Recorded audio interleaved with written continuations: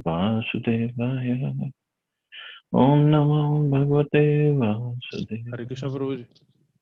Narayanam Namaskritya Naram Chaiva Narottamam Devim Saraswatim Vyasam Tato Jayamudire Nashtaprayesha Bhadreshu Nityam Bhagavata Sevaya Bhagavati Uttam Shloke Bhakti Bhakti Naishtike.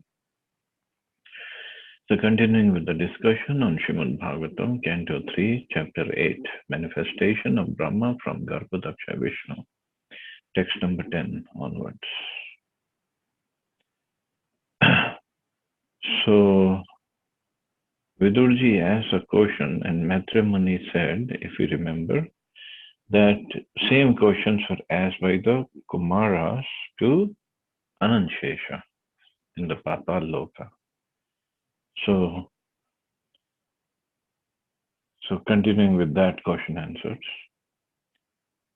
it is with Matrimuni saying, उदाप्लुप्तं विश्वमिदं तदासीद यन्निद्रयामीलिदृङ्गन्यमीलयत् अहीन्द्रकल्पे अधिशयान् एकः कृतक्षणः स्वात्मरतो निरीहः.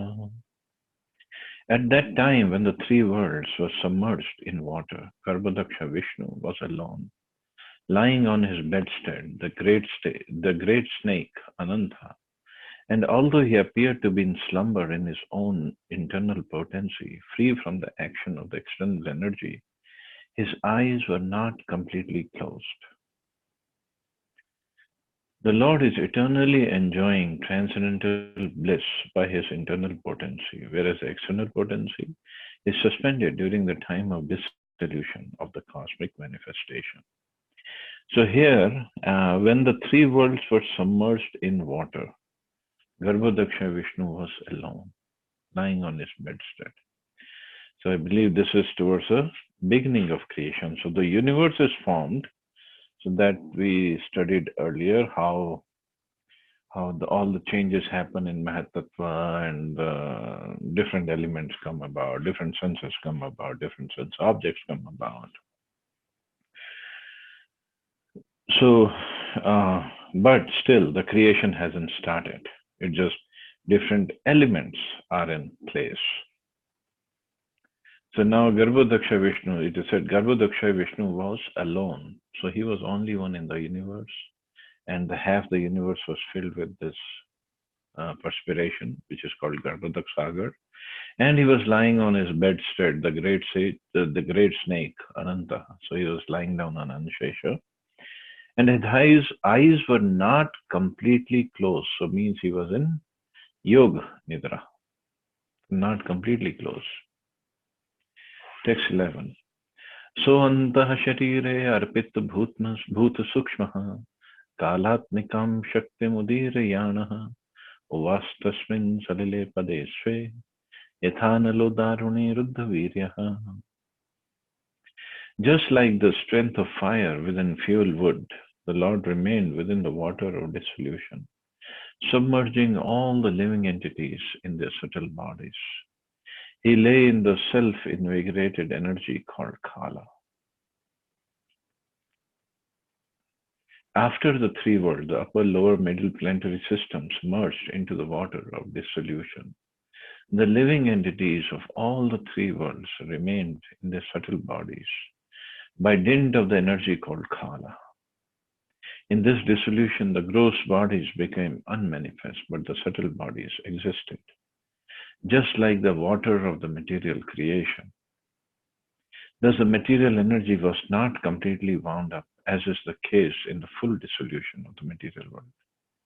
Okay, so no, this is not in the beginning. This is towards the evening of Brahmaji, when partial dissolution takes place.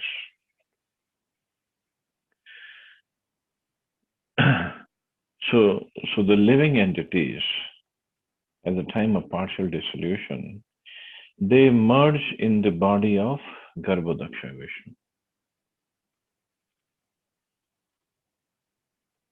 And the Lord was lying down on Anshesha and he was seeing everything, although his eyes were closed, half closed. Textual. Chaturyuganam cha sahasramapsu swapan swadyo swayo diritya swashaktya kalakhyaasadit karmatantro lokan pitan dadrishe sudehe. The Lord lay down for 4,000 yoga cycles in his internal potency, and by his external energy he appeared to be sleeping within the water. When the living entities were coming out for further development of the fruitive activities, actuated by the energy called Kala Shakti, he saw his transcendental body as bluish. In the Vishnu Puran, Kala Shakti is mentioned as avidya. The symptom of the influence of the Kal Shakti is that one has to work in the material world for fruitive results. The fruitive workers are described in Bhagavad Gita as mudas, or foolish. Such foolish living entities are very enthusiastic to work for some temporary benefit within perpetual bondage. One thinks himself very clever throughout his life if he is able to leave behind a great asset of wealth for his children, and to achieve this temporary benefit, he takes the risk of all sinful activities, without knowledge that such activities will keep him perpetually bound by the shackles of material bondage. Due to this polluted mentality and due to material sins, the aggregate combination of living entities appeared to be bluish.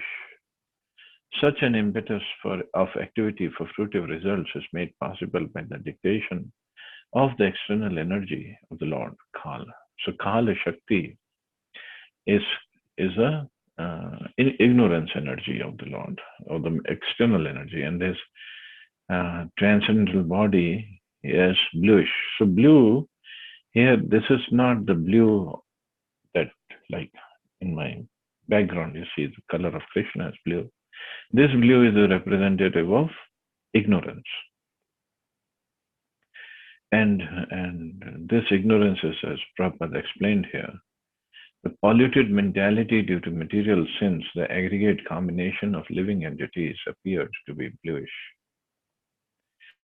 Such an impetus of activity for fruitive results is made possible by the dictation of Maya of the Lord, or Kala Shakti.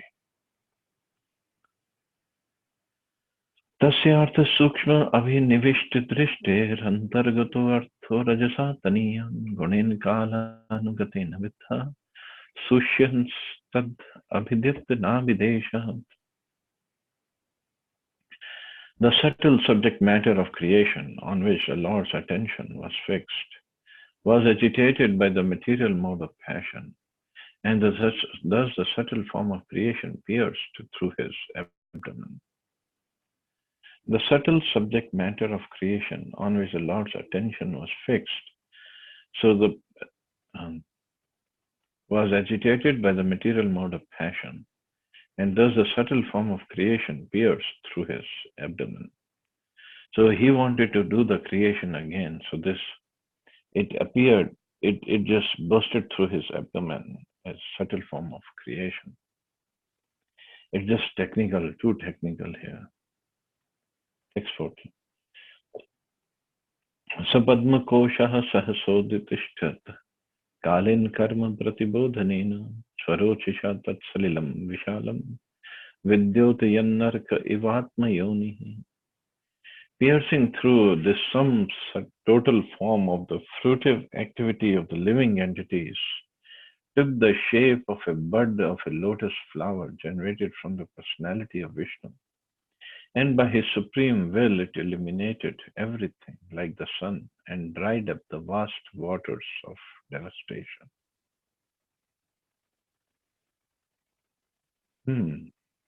This, I don't remember. How is it? I cannot understand, because at the time of partial dissolution, Brahmaji still remains, but here somehow it is coming up that Brahmaji will again manifest after partial dissolution. So maybe this is some kind of partial dissolution where everything is destroyed except the universe, but within the universe, everything is destroyed, including Brahmaji. So he is going to appear again. Let's see how it goes. I'm clueless here. Salok Padmam sa o eva Vishnu pravivishat sarva gunavasbhasam tasmin swayam vedmaya vidhata swayam bhuvam yam sma vadanti swabhuta. Into that universal lotus flower, Lord Vishnu personally entered as a supersoul, and when it was thus impregnated with all the modes of material nature, the personality of Vedic wisdom, whom we call the self-born, was generated. This lotus flower is a universal Virat form, or the gigantic form of the Lord in the material world.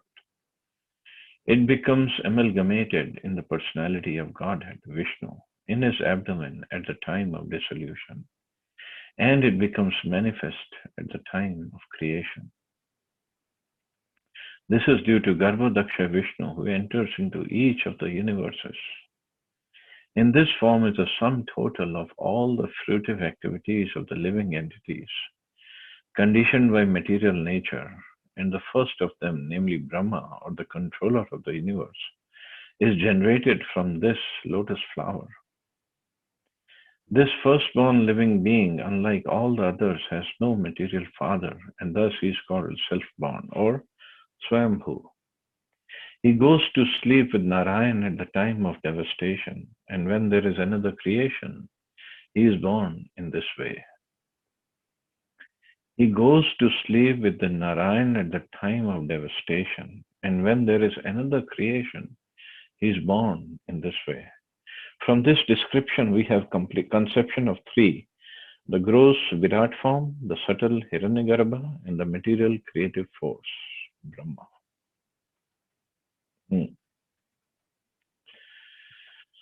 So this looks like there is another devastation, which is the whole universe is not destroyed, but everything within the universe is destroyed. And when everything is destroyed, Hey Prabhupada says, he goes to sleep with Narayan at the time of devastation. Because when the whole universe is destroyed, Brahmaji is also destroyed and the whole universe is gone. But not in this case. So there is another dissolution or devastation where lower planets, earthly planets, and up to Swargloka, everything is destroyed, but everything above Swargloka remains. So there are many kinds of devastations or destructions. Tasyam sachambhoru karnikayam avastito lokam apashyamanaha parikriman vayomni vivritta netra chatvari leve anudisham mukhani. Brahma, born out of the lotus flower, could not see the world, although he was situated in the whole. He therefore circumambulated all of the space, and while moving his eyes in all directions, he achieved 4 heads in terms of the 4 directions. So he could not see the world, although he was in the whole, in the middle of that lotus flower. So he therefore circumambulated all of space, means he went around the whole universe. And then to see the universe, see the 4 directions at the same time. So he developed 4 heads. So this is our universe, the universe the way we are in. So Brahmaji of our universe has 4 heads, means this universe is actually the smallest. That's what Prabhupada has explained. There are other universes where Brahmaji has 16 heads, 64 heads, 108 heads, thousands of heads, millions of heads. So then those universes are way, way, way bigger than our universe. Tasmad yuganta shusanava ghurna jalor mitchakrat saliladi virudam upashitaha kancham lokatattvam natmanam adhavid dadi devaha. Lord Brahma, situated in that lotus, could not perfectly understand the creation, the lotus, or himself. At the end of the millennium, the air of devastation began to move the water and the lotus in great circular waves. Lord Brahma was perplexed about his creation, the lotus, and the world, even though he tried to understand them for 1 millennium. So, can you believe Brahmaji's perplexity? For 1 millennium, 1 day of his, he tried to understand the creation, which is beyond calculation in the solar years of human beings. So, 1 millennium is beyond calculation. No one, therefore, can know the mystery of the creation and cosmic manifestation simply by mental speculation. The human being is so limited in his capacity that without the help of the Supreme, he can hardly understand the mystery of the will of the Lord in terms of creation, continuance, and destruction. And the scientists say they just give so many nonsense philosophies how the universe came about. And few years ago they had created the super collider, and they said, oh, we will collide the two atoms at very high speed, and from that collision a very great energy will be generated, and from that we'll find out how the universe was created. Then this is called extrapolation. How can you figure it out? If Brahmaji himself cannot figure out for 1 millennium. Scientists do some experiments for a few years and they think they have figured out everything. So this is what Prabhupada is writing. The human being is so limited in his capacity that without the help of the Supreme, he can hardly understand the mystery of the will of the Lord in terms of creation, continuance, and destruction. So only by the mercy of the Supreme one can understand anything about the Supreme. Text 18. Kaishyo asavam abja prishtat etat kuto vabjamananyabda apsu astihi adhastad ih kinchanet tad adhishtitam yatra satanubhavyam. Lord Brahma in his ignorance contemplated, who am I that am situated on the top of this lotus? Wherefrom has it sprouted? There must be something downwards. And that from which this lotus has grown must be within the water. So there was again this destruction going to take place, and the waves were there, and they were moving the water very terribly. And Brahmaji is looking at everything, is and trying to understand, who am I? Who am I that I'm situated on top of this lotus flower? Where did I come from? Where did this lotus flower come from? Who is it downstairs, down there, from who this lotus flower has come about? The subject matter of the speculation of Brahma in the beginning regarding the creation of the cosmic manifestation is still a subject matter for mental speculators. The most intelligent man is he who tries to find the cause of his personal existence and that of the whole cosmic creation, and thus tries to find the ultimate cause. If his attempt is properly executed, with penances and perseverance, it is sure to be crowned with success. So this is actually should be our the cause of curiosity or inquiry. This is Athata Brahma Jigyasa. Atha. Now, since you got human form of life, do Brahma Jigyasa. Try to find out about yourself, about the Supreme Lord, about the relationship between yourself and the Supreme Lord. And this Prabhupada is saying, this attempt is, if properly executed, with penances and perseverance. This is what Brahma did. He did penances, he did austerity to find out the truth. And when he got purified, he was given the answers by Krishna himself. Saitam adviksha tadabjanala nadi bhirantar jalam avivesha narvaga gatast tat khar nala nabhim vichin once tad vindatajaha. Lord Brahma, thus contemplating, entered the water through the channel of the stem of the lotus. But in spite of entering the stem and going nearer to the navel of Vishnu, he could not trace out the root.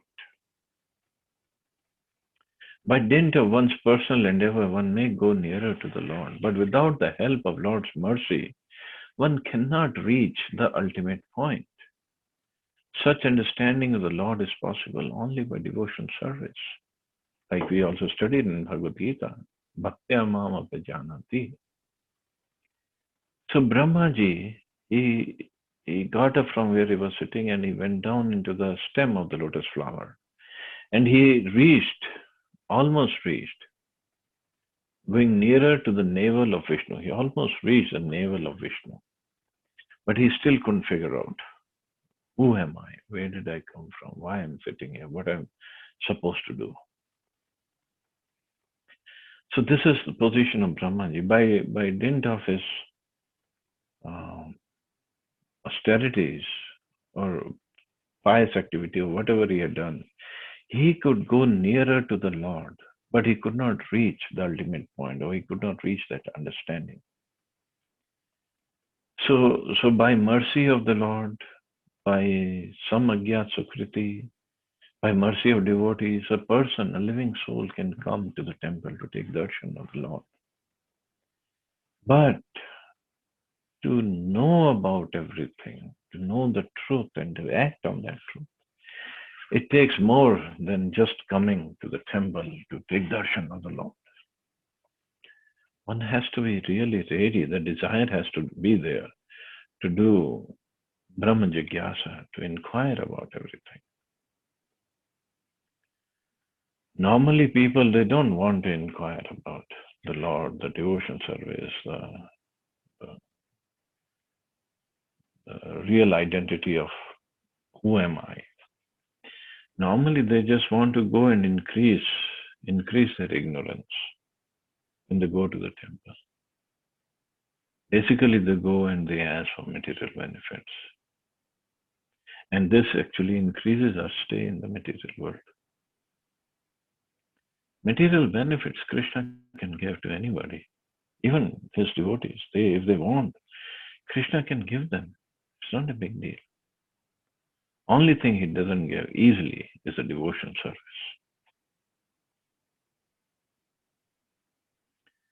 So that is actually what one should be asking for. Anyway, I think it has become too technical. So I'll stop here, see anybody has any questions or comments.